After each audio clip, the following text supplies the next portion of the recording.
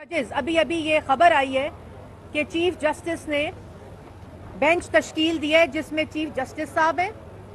جس میں اعجاز الاحسن صاحب ہیں اور جس میں منیب اختر صاحب ہیں۔ یہ 3 ججز نے آج اگر یہ فیصلہ سنایا، وہ بینچ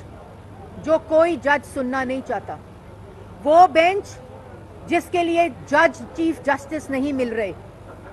وہ بینچ جو 9 سے 3 پر آیا اور دوسری طرف 4 سے 3 کا ایک فیصلہ ابھی اس وقت موجود ہے،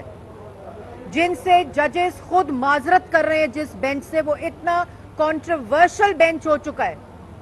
پاکستان کی عوام یہ دیکھ رہی ہے کہ یہ کیا ہو رہا ہے، اور وہ جج صاحب